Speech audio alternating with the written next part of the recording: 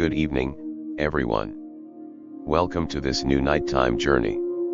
Settle in comfortably, adjust your pillows, and let your shoulders gently relax. Tonight, we're traveling to Los Angeles into the world of Lieutenant Columbo, the rugged-faced detective in his threadbare raincoat who solves the most complex crimes with apparent ease. A story of unchanging routines, silent corridors, and a near-perfect murder. Thank you for being here with us tonight in this soft, comforting darkness.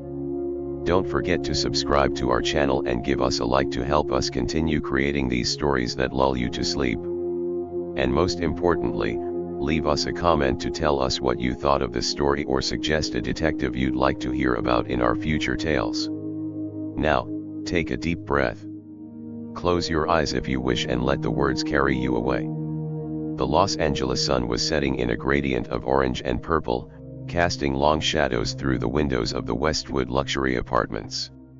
It was an elegant 12-story building with a marble lobby, a uniformed doorman, and residents who valued their privacy as much as their social standing. The kind of place where neighbors exchanged polite greetings in the elevator but never really knew the details of each other's lives. On the 6th floor, the apartment belonged to Dr. Victor Harrington, a renowned psychiatrist of 58, who had built his career and fortune treating the anxieties and neuroses of Hollywood's elite. Tall and thin, with gray, silver hair neatly combed back and tortoise-shell glasses that gave him an intellectual air, Dr. Harrington perfectly embodied the successful and respected professional. But that evening, in the immaculate hallway leading to his apartment, something unusual was about to happen. Something would disrupt the perfectly orchestrated routine that governed life in this building and among its residents. Dr. Harrington had a routine. An unchanging routine, predictable as clockwork. Every single day of the week, without exception, he left his office on Wilshire Boulevard at precisely 5:30 p.m. He drove his black Mercedes to his building, arriving invariably at 6:15 p.m. He always parked in the same spot in the underground parking garage, space number 1. He took the elevator to the 6th floor, exited to the left, walked exactly 23 paces to his door, inserted his key into the lock, and entered his apartment. Once inside, his routine continued with the same military precision. He took off his jacket and hung it in the hall closet. He washed his hands in the bathroom for exactly 1 minute. He made himself a martini with 3 olives, no more, no less. He would sit in his leather armchair facing the window and read the newspaper for exactly 45 minutes before preparing his dinner. The neighbors knew this routine. The doorman knew it. Even the cleaning lady, who came twice a week, knew never to disturb Dr. Harrington between 6:30 and 8 p.m. It was his sacred time to unwind after a day spent listening to other people's problems. But on this particular Tuesday evening, the routine was about to be tragically disrupted. In apartment 60, just 2 doors down the same hall, lived Mrs. Eleanor Whitmore, a 72-year-old widow who shared Dr. Harrington's appreciation for routine and punctuality. A retired math teacher, she spent her days doing crossword puzzles, reading detective novels, and discreetly observing the comings and goings in the hall from her peephole. It wasn't morbid curiosity. She liked to think, but simply a natural interest in her surroundings. Mrs. Whitmore knew exactly when Dr. Harrington came home each evening. She knew he always took the left-hand elevator, never the right. She knew he always wore the same beige raincoat in the spring, the same gray overcoat in the winter. She knew that on Wednesdays, he always received a visit from a certain Miss Diane Carson, an elegant woman in her 40s who usually stayed for 2 hours. This Tuesday evening, Mrs. Whitmore was in her kitchen, preparing her usual chamomile tea, when she heard the elevator arrive on the 6th floor. She glanced at the wall clock. 6:15 p.m. punctual as ever, Dr. Harrington was coming home. She heard his footsteps in the hallway, 23 steps as usual, then the clink of his keys, then the familiar click of his door closing. But 5 minutes later, she heard something unusual. Dr. Harrington's door was opening again. Quick footsteps in the hallway, then the sound of the elevator pulling away. Mrs. Whitmore frowned. This wasn't normal. Dr. Harrington never went out again once he came in, never. It was against his sacred routine. Driven by curiosity, she went to her peephole and peered into the empty hallway. But something caught her eye. The door to apartment 604 was slightly ajar, which was also unusual. Dr. Harrington was meticulous about security. He always locked his door with 3 turns of the key. Mrs. Whitmore hesitated. Should she go and check? It wasn't her business, after all, but that half-open door bothered her. It was like a discordant note in a perfect symphony. Finally, her curiosity got the better of her. She opened her own door and cautiously walked down the hall. She approached apartment 604 and knocked lightly. Dr. Harrington, are you all right? There was no answer. She gently pushed open the door, which opened silently. Dr. Harrington, she entered the apartment. The entrance hall was spotless, as always. Dr. Harrington's jacket hung in the closet. His keys lay on the console table. Everything seemed normal, then she saw him. Dr. Victor Harrington lay motionless on his living room floor, his eyes open, staring up at the ceiling. A small bloodstain marred his white shirt across his chest. Mrs. Whitmore put a hand to her mouth to stifle a scream. She backed away slowly, her heart pounding, then rushed back to her apartment to call the police. 20 minutes later, apartment 604 was buzzing with activity. Uniformed officers secured the crime scene. Technicians took photographs and lifted fingerprints. The medical examiner was examining the body, and amidst all this organized chaos stood Lieutenant Columbo. Columbo was exactly as Mrs. Whitmore had imagined him from the descriptions she'd read in the newspapers: short, stocky, with messy brown hair that clearly hadn't seen a comb since morning. He wore a rumpled raincoat that had probably been beige originally but was now an indefinable shade between brown and gray. His eyes, however, were sharp and alert, taking in every detail of the scene with an intensity that contrasted sharply with his disheveled appearance. He stood near the body, one hand in his raincoat pocket, the other scratching his forehead thoughtfully. "So, Doc," he said to the medical examiner in a slightly hoarse voice, "what have we got?" The medical examiner, a bald man in his 50s named Dr. Patterson, sat up with a low groan. "A single stab wound to the heart, almost instant death. The weapon was probably removed by the murderer. Based on the body temperature and rigor mortis, I'd say he died about an hour ago, maybe a little longer." Columbo nodded slowly, his eyes never leaving the body. "An hour then, around 6:30 or 7 p.m. yes. And there's no sign of a struggle?" "No, none. The clothes aren't torn. No bruising on the hands or arms. I'd say he was taken by surprise. He didn't expect to be attacked." Columbo turned to Sergeant Wilson, a young blonde officer who was taking notes in a pad. "Sergeant, what do we know about the victim?" Wilson consulted his notes. "Dr. Victor Harrington, 58, psychiatrist, practice on Wilshire Boulevard, divorced for 5 years, no children, had lived here alone for 3 years. According to the neighbors, he was a quiet man, very set in his ways, no known problems." "Set in his ways, you say?" "Apparently, he did everything at the same time every day. The lady at the end of the hall, Mrs. Holmar, said you could set your watch by Dr. Harrington's comings and goings." "Interesting," murmured Columbo. He walked around the apartment, his hands still in his pockets, his eyes scrutinizing every detail. The living room was impeccably tidy. Not a cushion out of place, not a magazine out of position. On the coffee table was an empty glass that smelled of vermouth. Next to it, a neatly folded newspaper. "He's made his usual martini," observed Columbo. He started reading his paper. Everything was normal in his routine. He went to the window and looked out. The view overlooked Wilshire Boulevard. The city lights were beginning to twinkle in the twilight. So someone comes in, stabs him, and leaves. No apparent robbery. The wallet is still in his pocket with $250 in it. His Rolex watch is still on his wrist. The valuables in the apartment were untouched. He turned to Wilson. Who had access to this apartment? Wilson consulted his notes again. According to the building manager, Dr. Harrington was very careful with his keys. He didn't give them to anyone.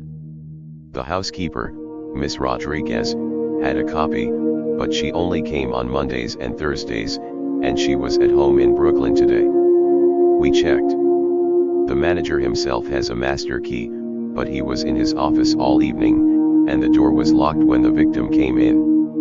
Miss Whitmore said she heard Dr. Harrington lock his door as usual. 3 turns of the key she recognized the sound.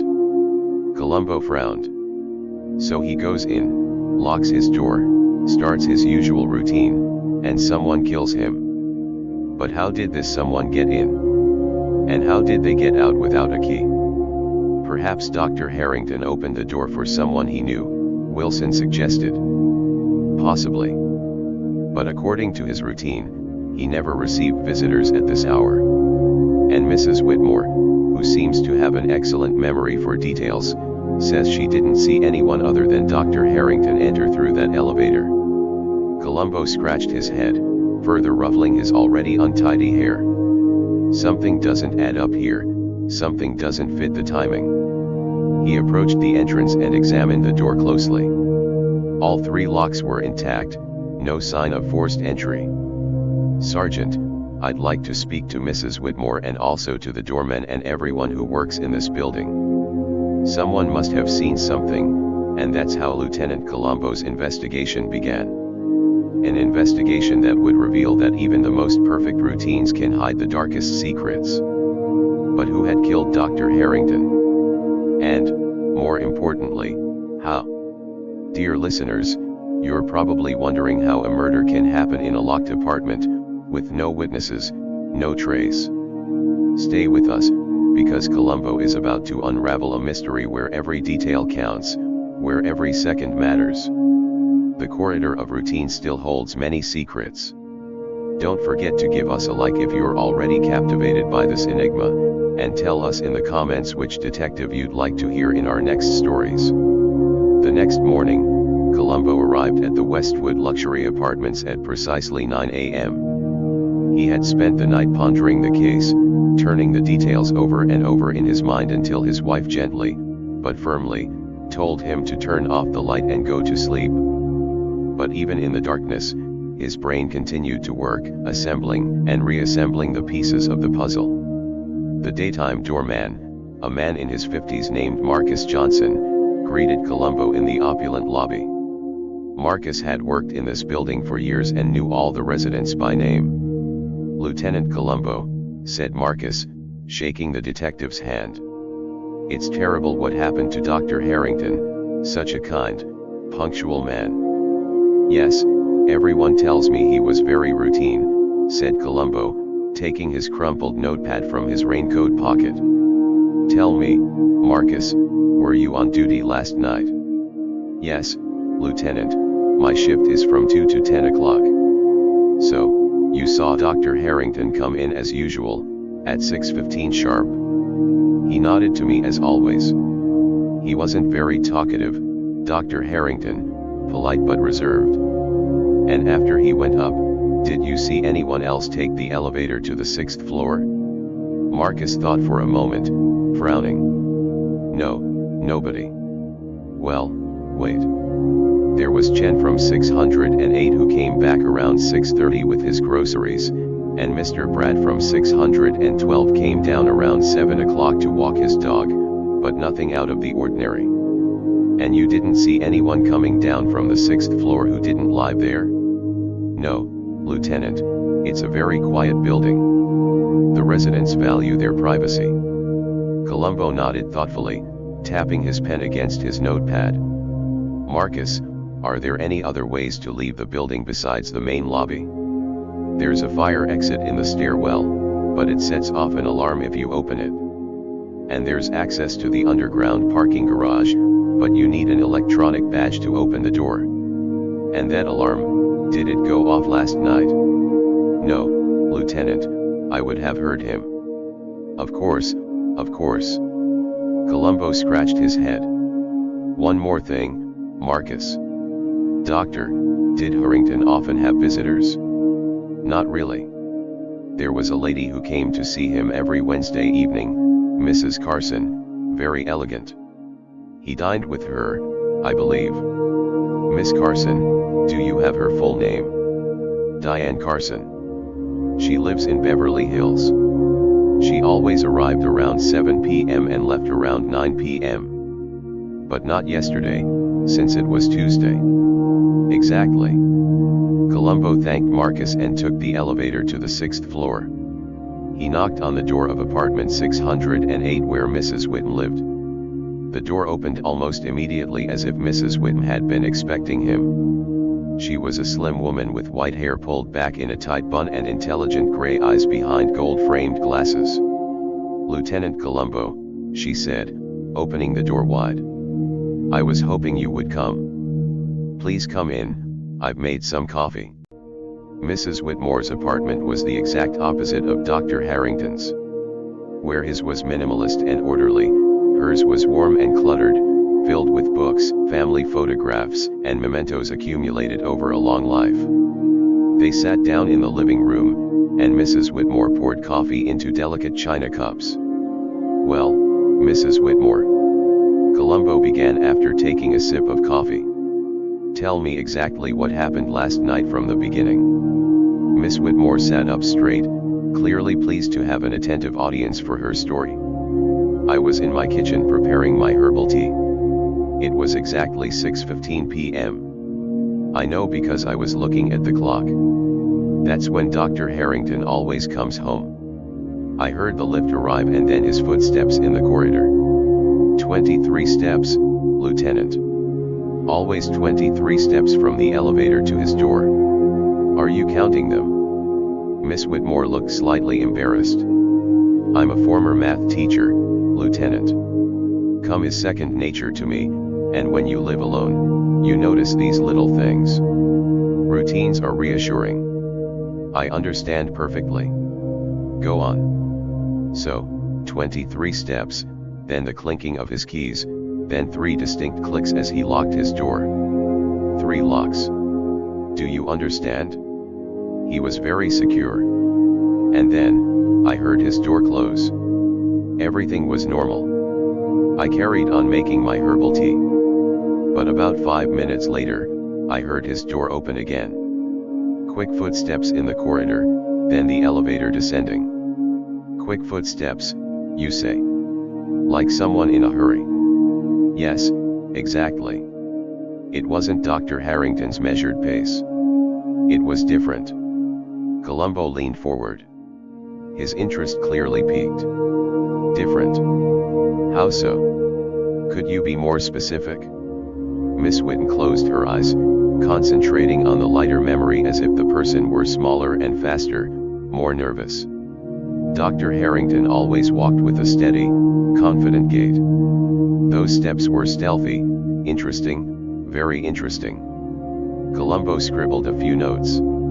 And you didn't look through your peephole to see who it was? No, not immediately.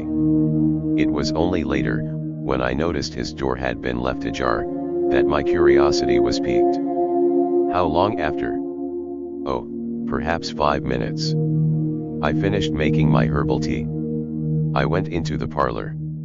And that's when I noticed through my window that there was light in the hall. Dr. Harrington's door always casts a shadow when it's closed, but that shadow wasn't there. So you went to check? Yes, and that's when I found it. Miss Whittem shuddered slightly at the memory. I'll never forget that image, Lieutenant. Columbo nodded sympathetically. I understand, it's very difficult, but you did exactly the right thing by calling the police immediately. He stood up and went to the window of Miss Whitmore's sitting room. It overlooked an inner courtyard with a fountain and some benches. Miss H died last night. Did you see anyone unusual in the building? Anyone who doesn't live here? No, nobody. It was a very quiet evening. Tuesday night, you understand. People usually stay in. Columbo turned back to her. One last question. It wasn't that you heard someone leaving Dr. Harrington's apartment. You're absolutely certain it wasn't him? Absolutely certain, Lieutenant. I heard, Dr. Harrington walked up that hall for 3 years. I'd recognize his tread among 1,000. It wasn't him. After leaving Miss Whitmore, Columbo spent the rest of the morning questioning the other residents on the floor. Mrs. Chen, an elderly lady of Chinese origin, confirmed that she had returned from shopping around 6:30 p.m. and hadn't noticed anything unusual. Mr. Bradco, a businessman in his 40s, said he had taken his Labrador out for a walk around 7 p.m. but hadn't seen anyone in the hallway. At noon, Columbo went to Dr. Harrington's office on Wilshire Boulevard. It was a smart office on the 3rd floor of a modern glass and steel building. The receptionist, a young blonde woman named Jennifer Mills, had red eyes from crying. "It's so awful," she said, dabbing her eyes with a handkerchief. Dr. Harrington was a wonderful boss, always kind, always patient. "How long have you worked for him?" Columbo asked. 2 years. He ran his practice very professionally. Everything was always perfectly organized. I have no doubt about that. Tell me, Jennifer, did Dr. Harrington have any patients who might have been unhappy? Perhaps someone who made threats? Jennifer put her head down. No, nothing like that. Dr. Harrington was very well liked by his patients. Of course, some were difficult. That's the nature of psychiatric work, but no one violent or dangerous. And in his personal life, any problems, conflicts? Not that I know of. He was very private about his personal life. The only person he sometimes mentioned was Miss Carson. They were close, I think. Diane Carson. Yes, she often called him here in the office. Columbo noted this in his notebook. Jennifer, yesterday, Dr. Harrington left at 5:30 as usual. Yes, exactly 5:30. He was very punctual. He had a very strict routine. Did everyone know about this routine? Jennifer shrugged. I suppose so. He didn't hide it. He often said that structure and routine were essential for a balanced life. Columbo nodded thoughtfully. One last thing, did anyone come in here yesterday afternoon? Any unusual visitors? It was a normal day. Dr. Harrington saw his regular patients, 4 in all. The last one left at 4:30 p.m. Do you have their names? Jennifer consulted the diary on her desk. Mrs. Patricia Walsh at 2 p.m., Mr. Robert Chen at 3 p.m., Miss Sarah Brennan at 4 p.m., and Mr. Thomas Keller at 4:30 p.m. Columbo wrote down all the names. Thank you, Jennifer, you've been very helpful. As he left the office, Columbo paused for a moment on the sidewalk, watching the cars passing on Wilshire Boulevard. Something about this case bothered him. Something didn't add up with the chronology of events. Dr. Harrington always came home at 6:15 p.m. He locked his door with 3 turns of the key. He would begin his usual routine, and a few minutes later, he was dead, stabbed in his own living room. But how had the murderer gotten in? And more importantly, how had he gotten out? The footsteps Mrs. Whitmore had heard leaving the apartment were the key, Columbo was certain. Light, furtive, nervous footsteps, not Dr. Harrington's. So someone else had been in the apartment. Someone who had killed Dr. Harrington and left, leaving the door ajar. But who was this someone? How had he gotten in? And why had he killed a respected psychiatrist who, by all accounts, had no enemies? Columbo shook his head and lit one of the cheap cigars he always kept in his raincoat pocket. He had a feeling the answer lay in routines, in the corridor of habits Dr. Harrington followed so religiously. Someone knew his routines, someone had studied them, perhaps for weeks or months, and this person had found a way to use them to commit an almost perfect murder. Almost, but not quite, because there was always a flaw, always a detail that didn't add up, and Lieutenant Columbo was determined to find that detail, however small. And you, dear listeners, are you starting to see the pieces of the puzzle falling into place? Or are you as perplexed as Dr. Harrington's neighbors? Stay with us, because Columbo is about to meet Mrs. Diane Carson, and this conversation will reveal surprising aspects of the victim's private life. The mystery deepens, and each clue brings us closer to the truth. If you enjoy solving mysteries with Columbo, don't forget to subscribe and tell us in the comments which clue seems the most important to you so far. That very afternoon, Columbo went to Beverly Hills to meet Diane Carson. She lived in an elegant Mediterranean-style house on a palm-lined street with an immaculately manicured lawn and a white Mercedes parked in the driveway. Miss Carson herself opened the door. She was a woman in her 40s, tall and slender, with auburn hairstyle and an elegant chignon and green eyes that showed clear signs of grief. She wore a simple but expensive black dress and pearls around her neck. "Lieutenant Columbo," she said, her voice slightly trembling. "I've been expecting your visit. Please come in." The drawing room to which she led Columbo was tastefully decorated, filled with antiques and paintings that suggested both wealth and culture. She invited him to sit on a cream velvet sofa while she took a seat opposite him in a matching armchair. "I am deeply sorry for your loss, Miss Carson," Columbo began sincerely. "I understand that you and Dr. Harrington were close." Dion's eyes filled with tears. "Yes, we've been seeing each other for 2 years. It wasn't a conventional relationship. Victor was very private, very cautious. But we loved each other. You see him regularly. Every Wednesday night was our night. I would come to his apartment. We would eat together. We would talk. Victor needed structure and routine. Wednesday was our day." "Why Wednesday specifically?" Dion gave a faint smile. "It was the quietest day of his work week. He saw fewer patients on Wednesdays. He could relax, be himself. You understand, Lieutenant, in his work, Victor always had to be the therapist, listening. With me, he could simply be a man. I understand." Columbo took out his notepad. "Miss Carson, pardon my question, but were you his only romantic relationship?" Dion hesitated for a moment. "As far as I know, yes. But Victor was discreet. He could have had other aspects of his life that I wasn't aware of." "And your husband, Mrs. Carson, where is he?" "He died 4 years ago. Pancreatic cancer. That's how I met Victor. Actually, I came to see him to help me cope with my grief." "Oh, I'm sorry. That's life, Lieutenant." Dion wiped away a tear that was running down her cheek. "And now I've lost Victor too. It's as if I'm cursed to love people." Columbo looked at her sympathetically.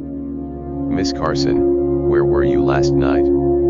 "I was here at home alone. I was reading a book and preparing dinner.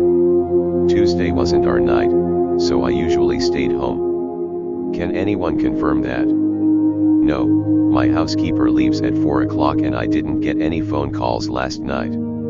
Columbo nodded and noted this.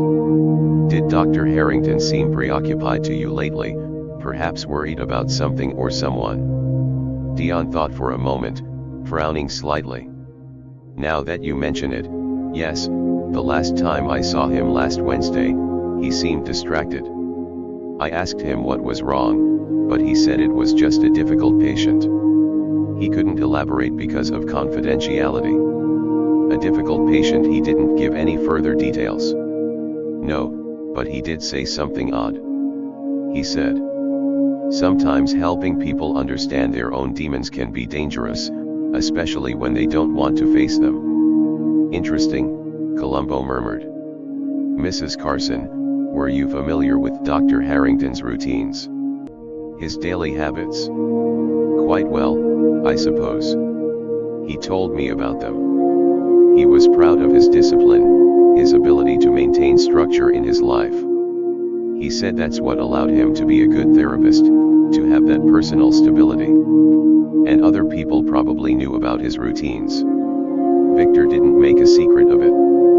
He often talked about the importance of routines in his professional articles.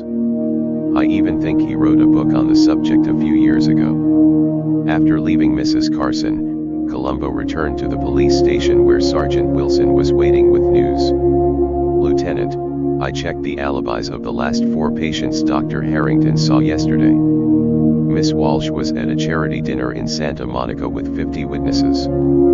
Sir, Jess was at her restaurant in Chinatown, confirmed by her staff. Miss Brennan was at her parents' house in Pasadena, confirmed.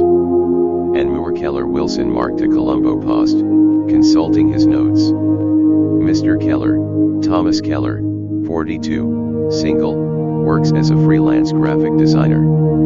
He doesn't have a solid alibi for last night. He says he was at home working on a project, but no one can confirm that. Tell me about Mr. Keller. How long had he been a patient of Dr. Harrington? About 6 months. According to the receptionist's notes, he saw Dr. Harrington every week, on Tuesdays at 4:30 p.m. Tuesdays, always the same day, same time. Exactly, Lieutenant. Like all of Dr. Harrington's patients, he organized his schedule with clockwork precision. Columbo rubbed his chin thoughtfully. Sergeant, I'd like to speak to this Mr. Keller. Do you have his address? Yes, he lives in West Hollywood. Would you like me to call him to arrange an appointment? No, I like surprise visits. You learn a lot more that way. An hour later, Columbo knocked on the door of a small apartment in a modest West Hollywood building. The door opened to reveal a man of average height with messy blonde hair, blue eyes behind wire-rimmed glasses, and several days' growth of beard. He wore faded jeans and a black t-shirt stained with paint. Mr. Thomas Keller, Columbo asked. Yes, the man immediately seemed nervous. Who are you? Columbo flashed his badge. Lieutenant Columbo, LAPD. I'm investigating the death of Dr. Victor Harrington. I'd like to ask you a few questions if you have a moment. The color left Keller's face. When did Victor die? How? Last night, you didn't know? No, I don't watch the news. I usually work late. What time? The door opened wider. Please come in, I'm in shock. Keller's apartment was a scene of organized chaos. Computers and monitors covered a large desk by the window. Sketches and graphic designs were pinned to every wall. Books and magazines were piled in every corner. I'm sorry about the mess, said Keller, quickly moving some papers from an armchair so Columbo could sit down. I don't get visitors very often. No problem, said Columbo, settling in. So, Mr. Keller, you were a patient of Dr. Harrington. Oh, for 6 months. I have problems with social anxiety. Victor helped me a lot. Keller sat across from Columbo, his hands trembling slightly. I can't believe he's dead. What happened? We're still investigating. But tell me, you saw him yesterday afternoon, didn't you? At 4:30. Yes. That was my weekly session. Always Tuesdays at 4:30. How did the session go? What time? He shrugged. Normally, I suppose. We talked about my progress, my difficulties interacting with people. Victor was always understanding. And after the session, what did you do? I came back here. I had a project to finish for a client. I worked late into the night. Can anyone confirm that? What time? He clapped his head. I live alone and I work alone. That's partly why I saw Victor. My isolation had become a problem. Columbo looked at his head, carefully observing what time it was. The man was obviously nervous. But was this the normal nervousness of someone being questioned by the police, or was there something else? Mr. Keller, had Dr. Harrington seemed different to you lately? Perhaps preoccupied with what time he thought? Not really, he was always professional, but now that I think about it, during my last session, he asked a lot of questions about my routines, about how I structured my days. Your routines? Yes, he wanted to know if I followed a regular schedule, if I had any daily rituals. He said that for someone with social anxiety, having predictable routines could be very reassuring. And do you have any routines? A few. I get up at the same time every day.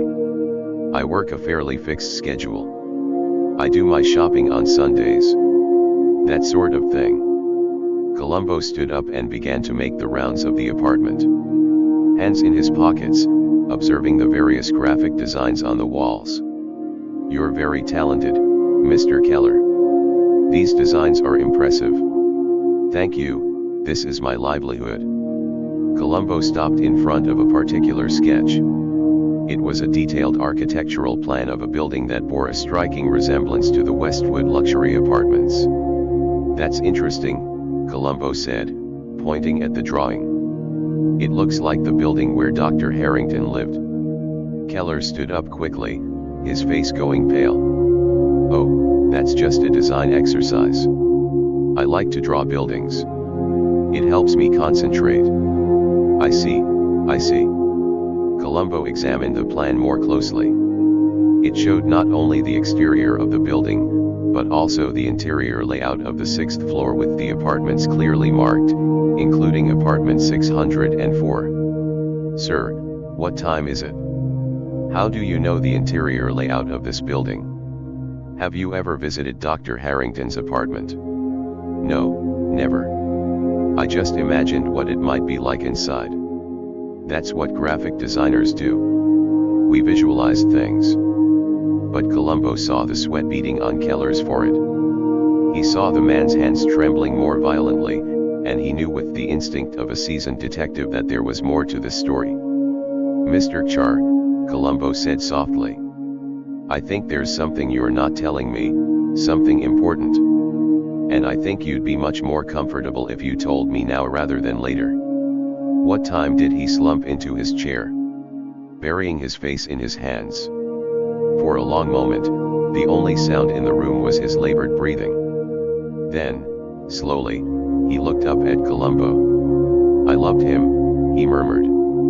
I loved Victor, not the way a patient loves their therapist. I was in love with him. And there you have it, dear listeners, a revelation that changes everything. A patient obsessed with his therapist drawing up plans of his building, knowing his routines. Is Thomas Keller the murderer? Or are there still more secrets hidden in this corridor of habits? Stay with us because Columbo isn't finished unraveling this complex case, and the truth will soon emerge in a surprising way.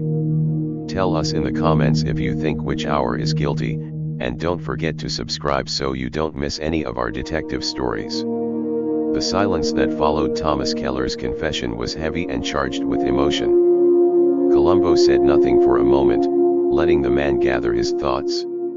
He had learned over the years. Years ago, after such a major revelation, it was often best to let the suspect speak for himself. Finally, what hour continued, his voice breaking with emotion. I know it's wrong. I know it's against all the rules. A patient shouldn't have feelings for their therapist. But I couldn't help it. Victor was the first person in years who really listened to me, who really understood me. When did you realize your feelings had changed? Columbo asked gently. About 3 months ago. I started looking forward to our sessions. I thought about him constantly. I started following him. Following him. What hour nodded shamefully. I know, it's awful, but I couldn't help it. I just wanted to be near him, to know how he lived. I found out where he lived. I started observing his routines. I knew exactly when he came home each night. Is that how you were able to draw that plan of his building? Yes, I went there several times. I would stand in the lobby, pretending to wait for someone. I would observe, I would sketch. It was my way of feeling connected to him. Columbo sat down again, his face showing compassion despite the gravity of the revelations. Mr. Keller, did Dr. Harrington know that you were following him, that you had feelings for him? No, well, I don't think so. I was trying to be discreet, but last week during our session, he started asking me strange questions about my routines, yes, but also about my fantasies, my obsessions. I had the feeling that he knew something. And what did you do? I denied it. I changed the subject, but I was afraid that he had found out, that he would reject me as a patient, and I couldn't bear that thought. Those weekly sessions were all I had. Columbo leaned forward. Sir, what time was it last night after your session at 4:30 p.m.? Did you go to Dr. Harrington's apartment? Keller's eyes widened. No, I told you, I went straight home. I didn't kill Victor.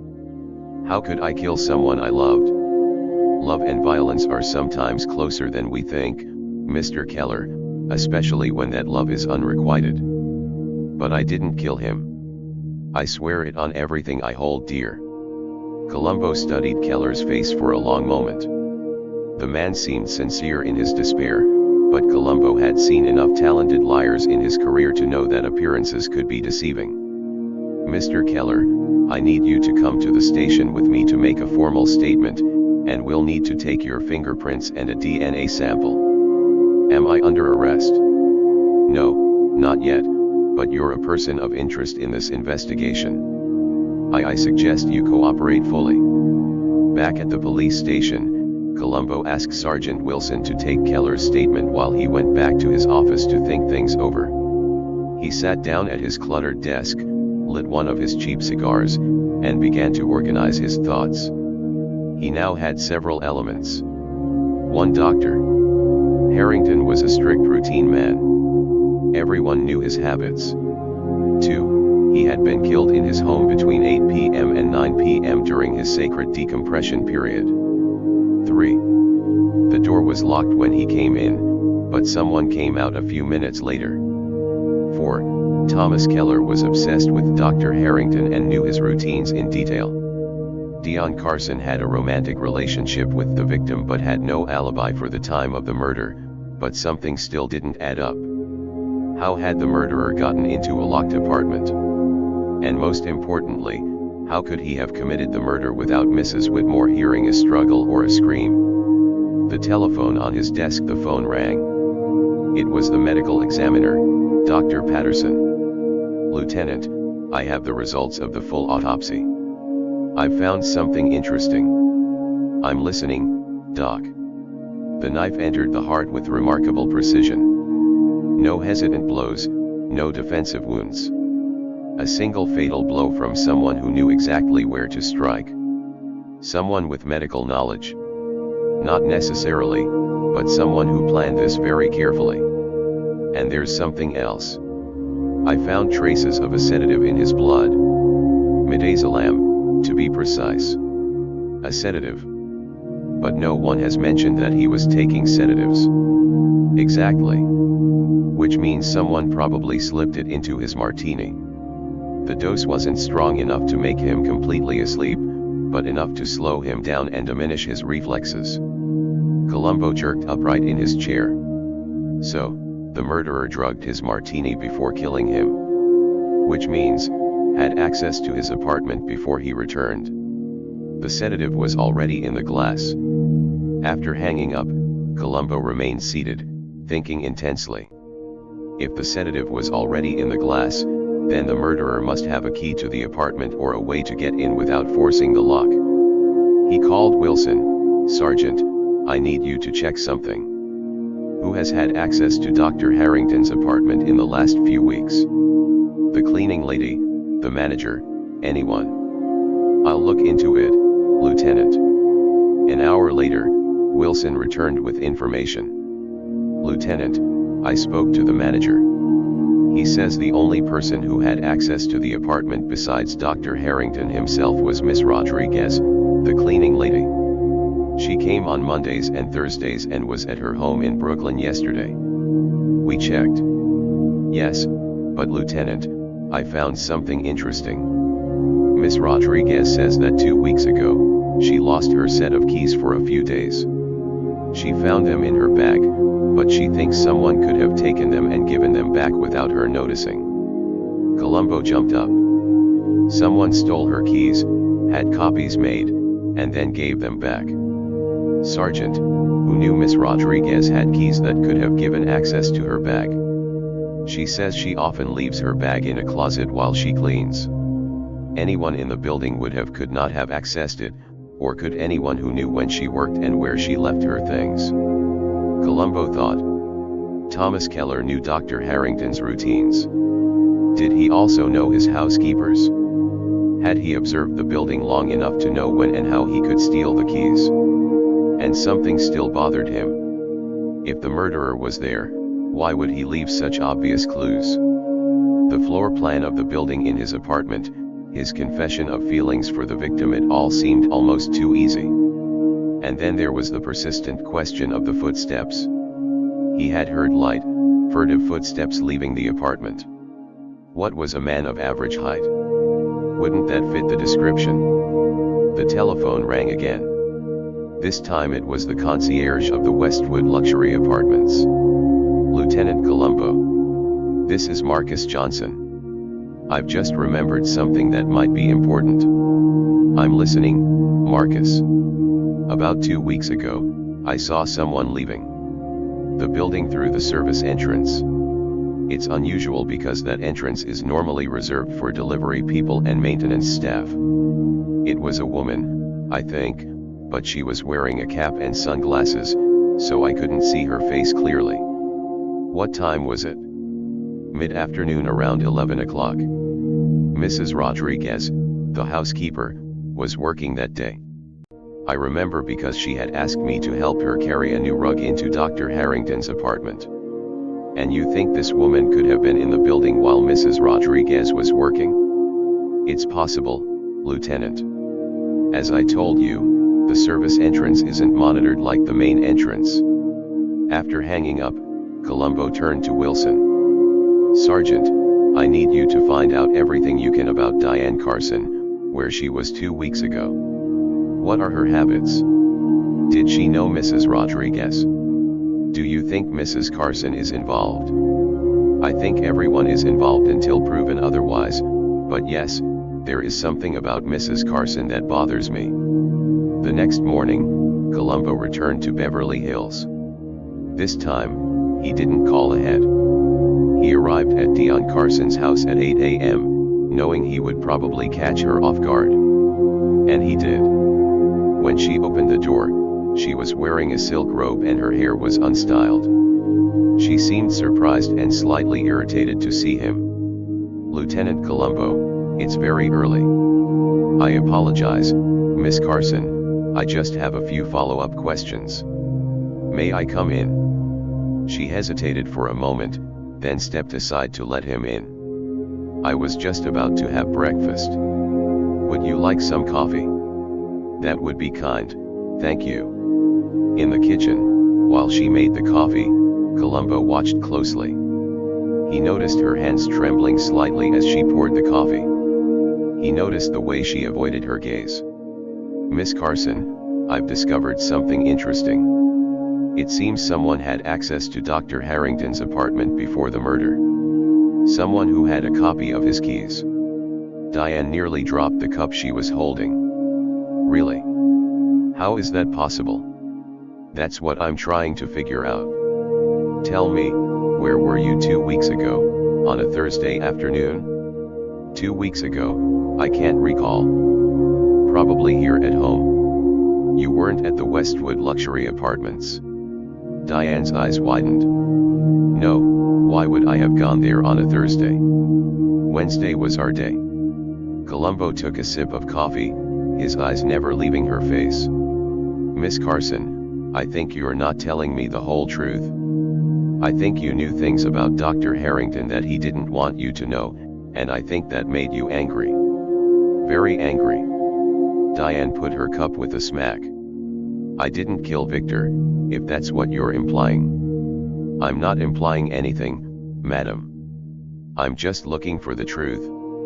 Columbo stood up and began pacing around the kitchen, his hands in the pockets of his raincoat. You see, here's what I think happened. I think you discovered that Dr. Harrington was seeing someone else. Perhaps not romantically, but someone who was becoming an important part of his life. And that hurt you. Tears welled up in Diane's eyes. You don't understand. Victor was everything to me. After my husband died, he was my only reason to go on. And when you thought you might lose him, you took drastic measures. But before Diane could reply, Columbo's phone rang. It was Wilson. Lieutenant, I've found something important. You need to get back to the station immediately. And now, dear listeners, we come to a crucial moment in the investigation. Columbo is on the point of discovering the missing piece of the puzzle, the one that will turn the whole case upside down. Who really killed Dr. Harrington? Was it Dion Carson, the jealous soul? Thomas Keller, the obsessive patient, or someone else we haven't considered yet? Stay with us for the resolution of this complex mystery, and don't forget to tell us in the comments who you think is the culprit before the final reveal. Subscribe so you don't miss any of our detective stories. Columbo hurriedly left Dion Carson's house and went to the police station where Wilson was waiting for him with an unusual expression of excitement on his normally impassive face. Lieutenant, you're not going to believe what I've found, Wilson said, hearing Columbo hold up a thick file. I've done extensive research on all of Dr. Harrington's patients, and I've found something very interesting concerning one of them. Columbo opened the file and began to scan it. His eyes gradually widened as he was reading. Sarah Brennan, he murmured. The young woman who had an appointment with Dr. Harrington at 4 p.m. yesterday. Exactly. Apparently, Miss Brennan isn't just any patient. She's Thomas Keller's ex-boyfriend. Columbo looked up from the file. Keller didn't tell us that. No, he didn't, and there's more. According to his records, Miss Brennan started seeing Dr. Harrington 4 months ago, not long after her breakup with Keller. She was seeing him for relationship problems and, get this, to deal with the harassment she was experiencing from her ex-boyfriend. What time was he harassing her? According to these notes, yes, constant phone calls, unexpected appearances outside her house, obsessive messages. This fits the profile of someone transferring their obsession from one person to another. Columbo slumped in his chair, thinking hard. So, what time did she start seeing Dr. Harrington to her social anxiety? Meanwhile, her ex-boyfriend is seeing the same therapist for the harassment she's been experiencing from him. Dr. Harrington probably discovers the connection and decides to confront Wilson about what time during their last session. That's why he was asking all his questions about routines and obsessions. Dr. Harrington knew Kelly was obsessed. He probably knew what time she was following him, observing his routines. He was trying to get her to admit her obsessive behavior. Columbo stood up abruptly. We need to speak to Sarah Brennan immediately. Do you have her address? Yes, she lives in Santa Monica. Minutes later, Columbo and Wilson were knocking on the door of a small apartment near the beach. Sarah Brennan was a young woman of about 28 with short brown hair and hazel eyes that betrayed deep anxiety. When she saw Columbo's badge, her face paled. Miss Brennan, I'm Lieutenant Columbo. Perhaps you've heard about Dr. Harrington's death. Yes, she murmured, her voice barely audible. It's awful. I can't believe he's gone.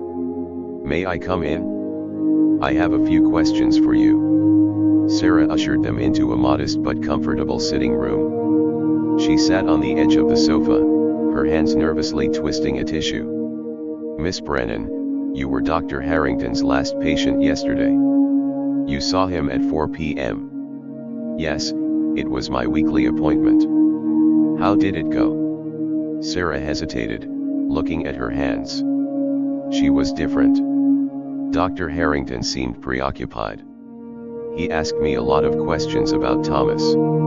Thomas Keller, your ex-boyfriend. Yes, Dr. Harrington had discovered that Thomas was also his patient. He was very concerned about certain behaviors Thomas was exhibiting. What behaviors? The obsession. The need to control. The stalking. Sarah looked up at Columbo, tears glistening in her eyes. Lieutenant, I was afraid of Thomas. That's why I started seeing Dr. Harrington. After we broke up, Thomas couldn't let go. He would call me 10 times a day.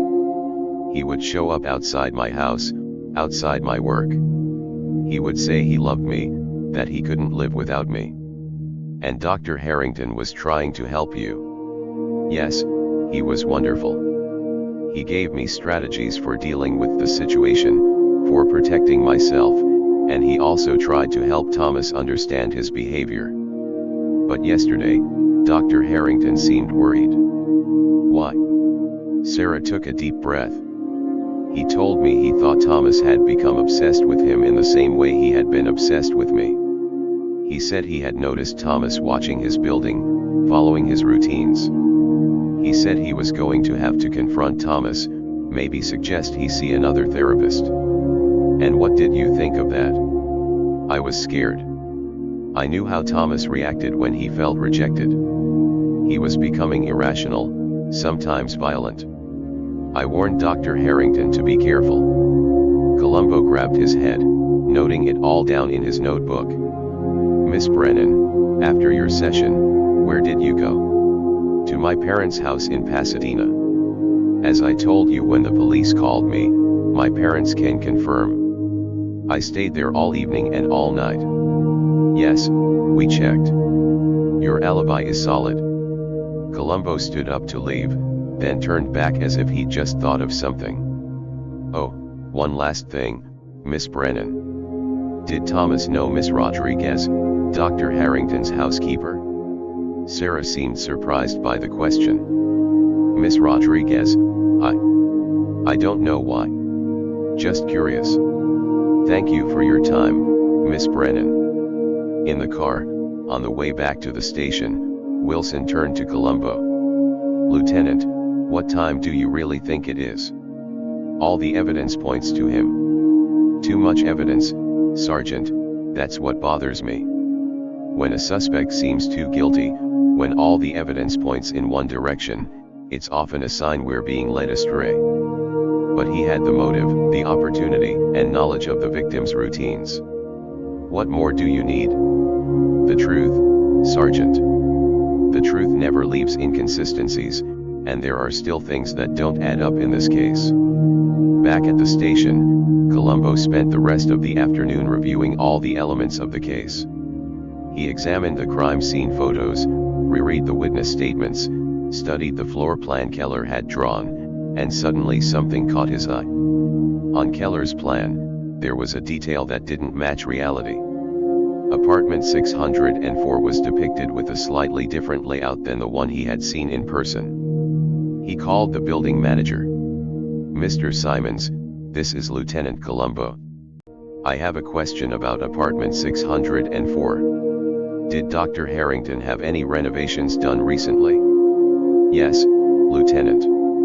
About a year ago, he had a wall knocked down between the living room and the guest room to create a large office space. Why? And who knew about these renovations? Well, all the building staff, of course, and probably the next door neighbors because of the noise from the construction, and Miss Rodriguez, the housekeeper, since she was working there during the renovations. Mrs. Rodriguez, of course. Columbo hung up slowly, an expression of understanding creeping across his face. He called Wilson. Sergeant, I need you to find Miss Rodriguez's address, and also call Dion Carson. Tell her I need her in my office tomorrow morning at 9 o'clock. It's important. Did you understand anything, Lieutenant? Yes, Sergeant. I think so. I think I know who killed Dr. Harrington and why and how. The next morning, Columbo convened a meeting in the police station's conference room. Dion Carson arrived at precisely 9 a.m., looking tense and worried. Thomas Keller was brought from the cell where he had spent the night after his formal arrest. Sarah Brennan, also summoned, sat as far away from Keller as possible. And to everyone's surprise, Mrs. Rodriguez, the cleaning lady, was also present. "Thank you all for coming," Columbo began, standing in front of a whiteboard where he had pinned photos and notes. "I know you're all wondering why I've called you all here. Well, it's simple. One of you killed Dr. Victor Harrington, and I think it's time the truth came out." A murmur of surprise rippled through the room. Keller half rose from his chair. "You said I was the prime suspect." "Please sit down, Mr. Keller," Columbo said calmly. "Yes, you were a suspect. You had a motive, you were obsessed with the victim. You knew his routines. You'd even drawn a plan of his building." He took out the drawing and showed it to the assembly. "But you see, this plan revealed something important to me. It shows Dr. Harrington's apartment before the renovations, not after. Which means Mr. Keller was never inside the apartment. He just imagined the layout from the outside. Someone who had actually visited the apartment recently would have known that there was no longer a wall between the living room and the old study." He turned to Dion Carson. "Mrs. Carson, you told me that you see Dr. Harrington every Wednesday evening, that you used to meet together in his apartment. You should have known that the layout had changed, but when I first questioned you, you never mentioned this open workspace. Why is that?" Dion pit. "I couldn't remember the details, I was upset. Or perhaps," Columbo said softly, "because you'd never been to that apartment. Perhaps your relationship with Dr. Harrington wasn't what you claimed." He turned to the others. "You see, I checked. Dr. Harrington never had visitors at his home on Wednesday nights or any other night. He was a very private man. His routines didn't include romantic dinners. Miss Carson invented this relationship to give herself a reason to be close to the victim, to explain why she knew about his habits. But how could she know about his habits if she didn't have a relationship with him?" Wilson asked. Columbo smiled slightly because someone else had told him. Someone who was actually in Dr. Harrington's apartment regularly. Someone who had access to his keys, his martini, his entire private life. He turned to Mace Rodriguez. "Isn't that Martha's Rodriguez?" The housekeeper remained motionless, her face impassive. But Rodriguez had been working for Dr. Harrington for 3 years. She knew all his routines. She knew when he came home, what he did, what he drank. She had a key to his apartment, and she had a secret. Columbo pulled out a photograph and showed it to the assembly. It was a picture of Miss Rodriguez with a young woman who bore a striking resemblance to Dion Carson. Mrs. Rodriguez has a daughter. A daughter who looks remarkably like Miss Carson. In fact, they could have been sisters, and this girl had been a patient of Dr. Harrington's 2 years prior. He produced another document. Maria Rodriguez. Age 28. She had been seeing Dr. Harrington for severe depression and suicidal thoughts. But according to these medical records I finally managed to obtain, Dr. Harrington stopped treating her a year and a half ago. He referred her to another therapist. Miss Rodriguez suddenly stood up, tears streaming down her face. He abandoned him. My son needed him, and he abandoned him. He said he couldn't treat her anymore, that she needed someone else, but she trusted him. She felt safe with him. And what happened to Maria? Columbo asked gently, though he already knew the answer. She committed suicide 6 months ago. She overdosed on medication, and it was his fault. If he had continued treating her, if he hadn't rejected her, she would still be alive. Dion Carson also stood up, tears streaming down her face. Miss Rodriguez came to see me months ago. She told me what had happened to Maria. I was devastated. Victor had told me he wasn't taking on any new patients, that he was too busy. But he continued to see Thomas, Sarah, all the others. Why not Maria? Because, said Columbo, Dr. Harrington had recognized that Maria was developing an unhealthy dependence on him, just as Thomas Keller did later. Dr. Harrington was trying to do the ethically correct thing by referring her to another therapist. But Miss Rodriguez didn't see it that way. He turned to Miss Rodriguez. You started planning his death. You knew exactly when he came home, what his routine was.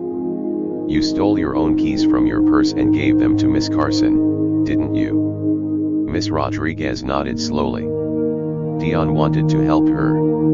She wanted to understand why Victor had rejected Maria. We thought if she could talk to Victor, she could reason with him. But it didn't work, Columbo continued. So you decided to kill him. Last Tuesday, you went to his apartment while he was at work. You made his martini with a sedative. You waited for him to come home, to drink it. And when the sedative started to take effect, you came out of your hiding place and stabbed him. Where was she hiding? Wilson asked from the hall closet. She knew every inch of that apartment. She knew Dr. Harrington would hang his jacket in that closet, but he'd never look inside. She stood there, waiting for the right moment. Columbo turned to face her. And you, Miss Carson, you were the diversion. You invented this story about a romantic relationship to make us think you were close to Dr. Harrington, to explain how you knew his habits. You thought if we suspected you, we wouldn't look toward Miss Rodriguez. Dion sank into her chair, sobbing. I didn't want him to die. I just wanted to understand.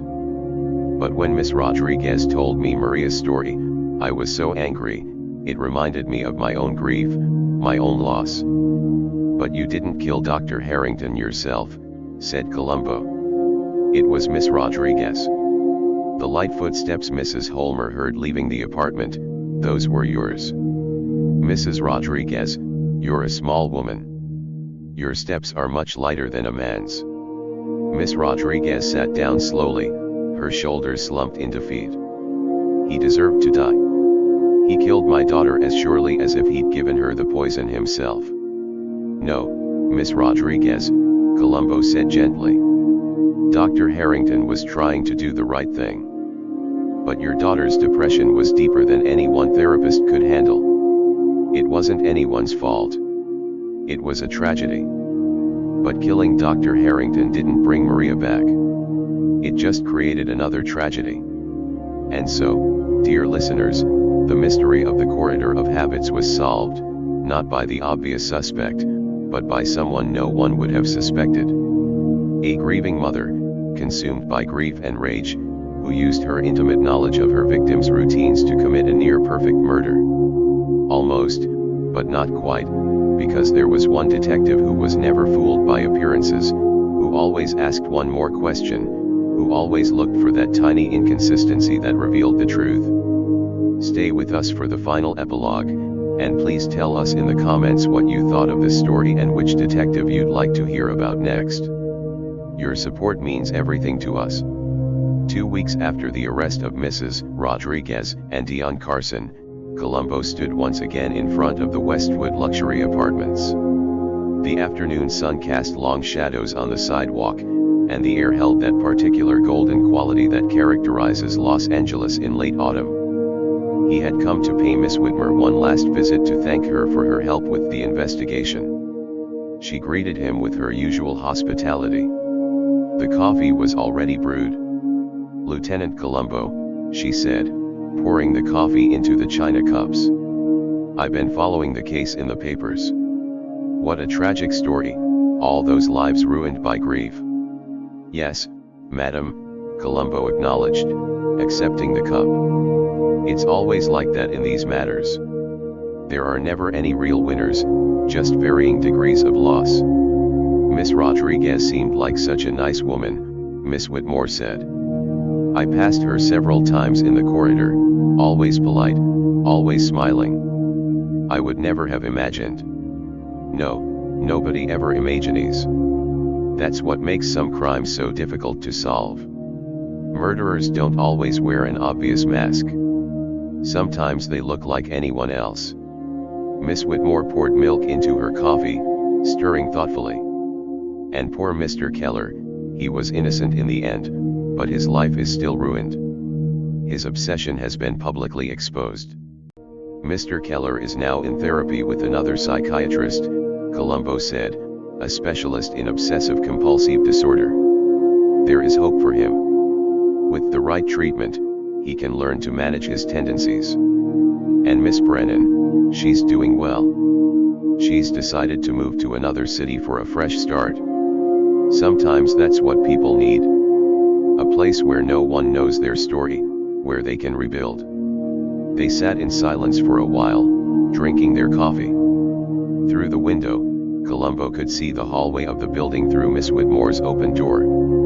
That hallway where so much had happened. That hallway of routine that had been the scene of a carefully orchestrated tragedy. You know, Lieutenant said finally, Miss Whitmore, this whole affair has made me think about routines.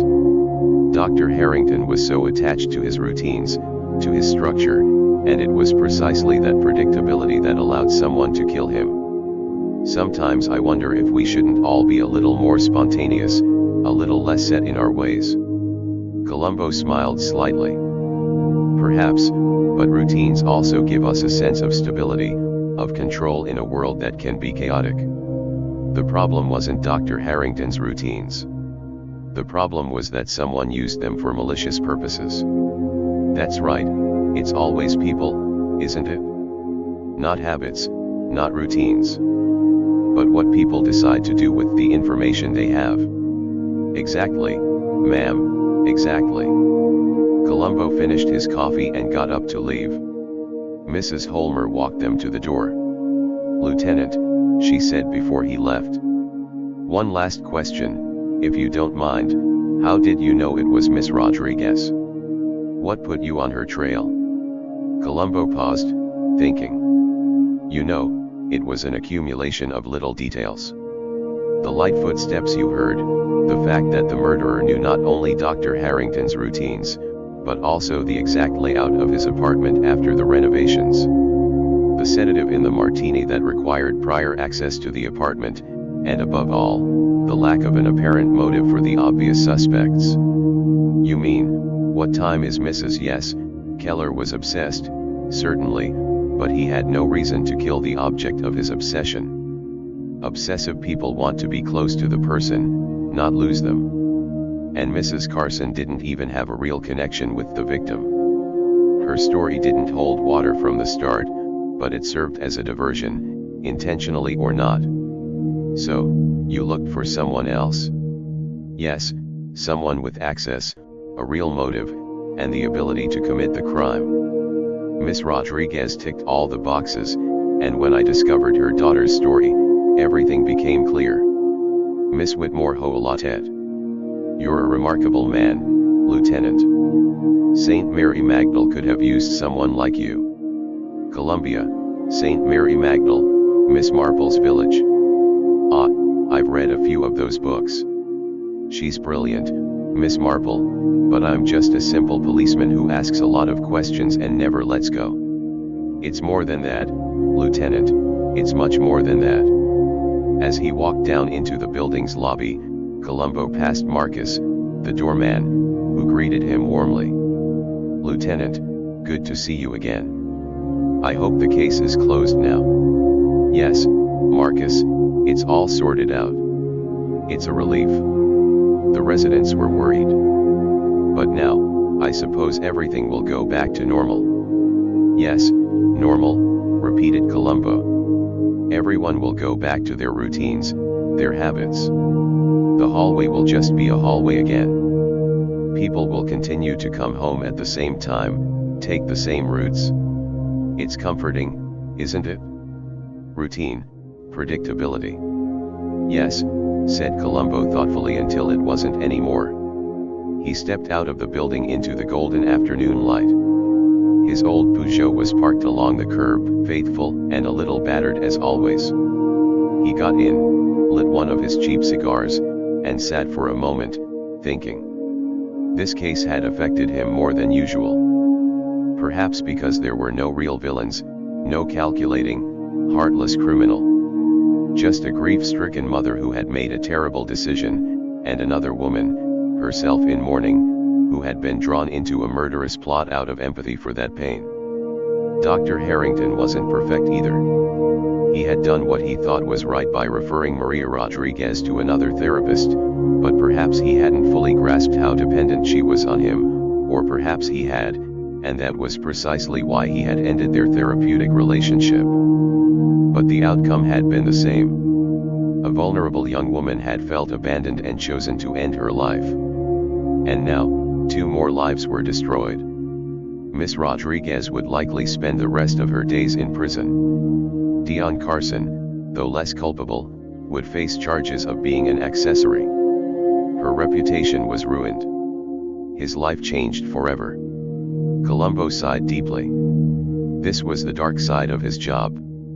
Solving the crime never brought the victim back, and punishing the guilty party never made things the way they were before. But it was still important to seek the truth, to ensure that justice was served, because without it, there was only chaos, lies, and uncertainty. He started his car and began driving not toward the police station, but toward his house. His wife was waiting for him. Dinner was probably already on the table, and after dinner, he would sit in his favorite armchair, kick off his tired shoes, and watch a bowling game on television. His own routines, his own habits, the familiar corridor of his own life. And tomorrow, there would be a new case, a new mystery, new suspects, new clues, new questions to ask, because this was what he did, this was who he was. Lieutenant Columbo, in his rumpled raincoat and worn shoes, always asking one more question, never letting go until the truth was revealed. And somewhere, on the streets of Los Angeles stretching out before him in the fading light, someone was already plotting the perfect crime, someone who thought he was too clever to be caught. Someone who had no idea that a small, unassuming detective would soon be knocking on their door with that familiar phrase, just one more thing. And there you have it, dear listeners, how our story of the corridor of habits ends. A tale of broken routine, devastating heartbreak, and a detective who is never fooled by appearances. Thank you for spending the night with us, for following Columbo on his patient and methodical investigation. Don't forget to subscribe to our channel so you don't miss any of our detective stories. Leave a like if you enjoyed this story. It helps us tremendously to continue creating this content for you. And most importantly, leave us a comment. Tell us what you thought of this story. Did you guess who the murderer was? Which detective would you like to hear in our next story? Sherlock Holmes, Miss Marple, Hercule Poirot, or another detective you love? Your suggestions inspire us and help us create the stories you want to hear. Now, close your eyes. Let your breathing slow down. Feel your body become heavy and relaxed. Imagine yourself walking down a quiet corridor, your steps steady and comfortable, following a familiar routine that brings you security and peace. Let this image gently guide you to sleep. Good night, dear listeners. Sleep soundly, have sweet dreams, and remember that even in the darkest moments, there is always someone searching for the truth, always someone who never gives up. See you soon for another nighttime adventure. Good night. Oh.